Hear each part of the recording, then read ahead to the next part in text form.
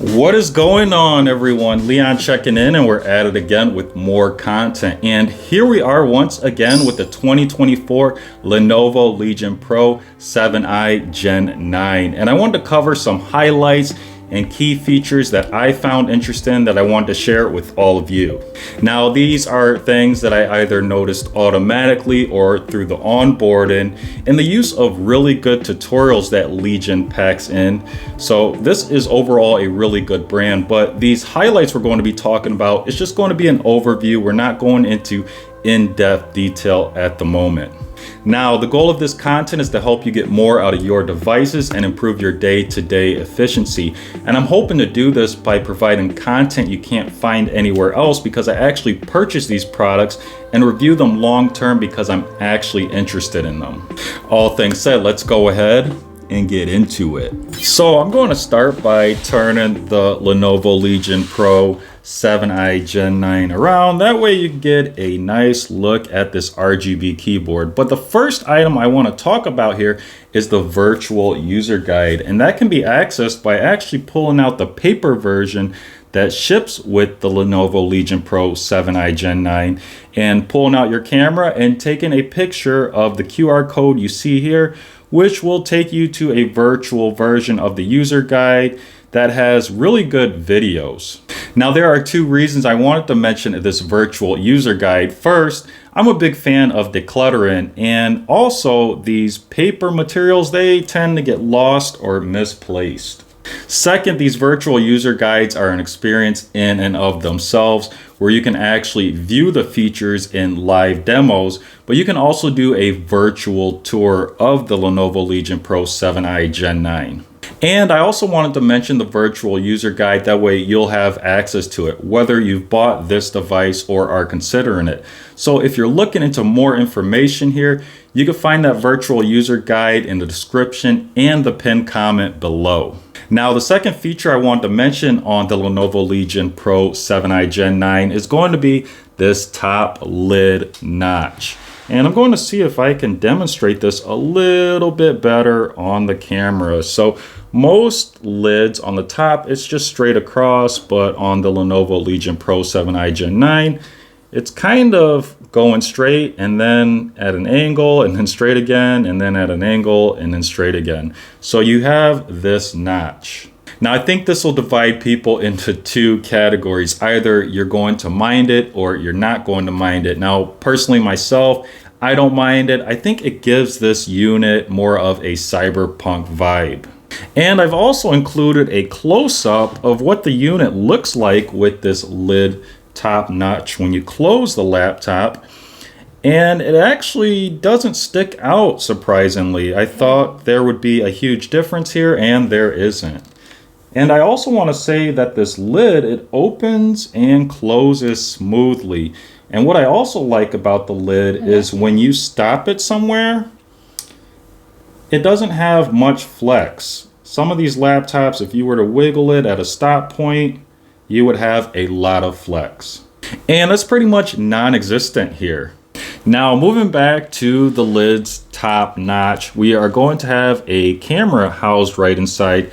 And interesting enough, there isn't a privacy slider. So if that's a feature you're looking for on a laptop, you're not going to have it here. Now, moving down the display of the Lenovo Legion Pro 7i Gen 9, we're going to have thin bezels on the left and the right, as well as overall the top, of course, minus that top lid notch. And the bezel at the bottom is still going to be a little thicker than the other sides. And I call this a chin here, but overall it's thinner than what I have on, say, my HP Omen 16 gaming laptop, and that's a plus. And also, this display is going to look really crisp. It looks really nice. However, I think there is going to be room for improvement, especially for this bottom chin here, to hopefully make it a little bit thinner. Now, we're already on the seventh item here, which is going to be the keyboard, which I'm really liking. So what's interesting about the keyboard keys themselves is that they're going to have rounded edges to an extent. It's not very extreme, but it's most noticeable on that bottom portion of the key. It's going to have a curve to it. And then we're also going to have a gamer-esque layout. Now, when it comes to the keyboard key shape, I think this is going to be more aesthetic. But when it comes to the gamer-esque focus, we're going to have accessibility shortcuts like our GPU modes. And we could cycle between those. We're also going to have shortcuts, quick shortcuts anyways, for our RGB lighting. And we're also going to have a shortcut key for Copilot. This is the new AI built into Windows. We could tap on the key, and that's going to bring up that Copilot AI screen here so we can start interacting with that AI. And speaking more on the design, again, accessibility is the focus here. So we're going to have things like our arrows a little bit further down than the rest of the keyboard. And we're also going to have a numeric pad for efficiency.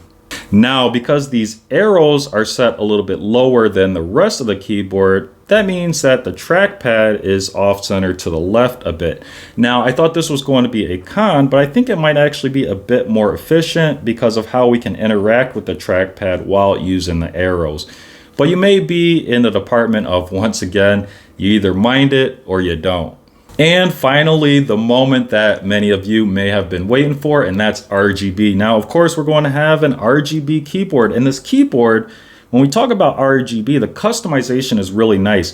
Each individual key can be customized. Some laptops, you can only do sections, or you have other limitations, but you can do each key individually. And we also have animations packed in. And again, we're going to keep the video very simple, but there is a lot you can do here, and we'll dive deeper into that in the future content. But again, RGB keyboard, but that's not the best part. We're going to have this base RGB light bar, and that's what I call it. I don't know the official term yet. We're learning as we go here. But this light bar is also customizable. It has sections, and you can customize each section, which I think is really nice. And this can be done with just regular solid colors or animations. Again, this is going to be a very simple video, but we're hoping to dive more into this in future videos. So I'm going to set that down, but that's pretty much it. Now, there is one more topic I wanted to touch on, and that is performance, because you may be interested in it. Now, we're going to keep this topic very simple, just like the other ones, until we can make more content. And obviously, performance is going to be really good here. We're packing the latest Nvidia GeForce 40 series GPU, the 4090 RTX. We've got the Intel Core i9 processor, and we've got 32 gigs of RAM. So this is very, very fast. And in fact, I'm going to be editing this video on it using Power Director. And I would like to see how that goes, because I haven't edited a video yet, and I want to see how that processing goes at the end of the editing.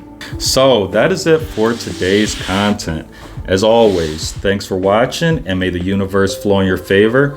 And until next time, Leon checking out.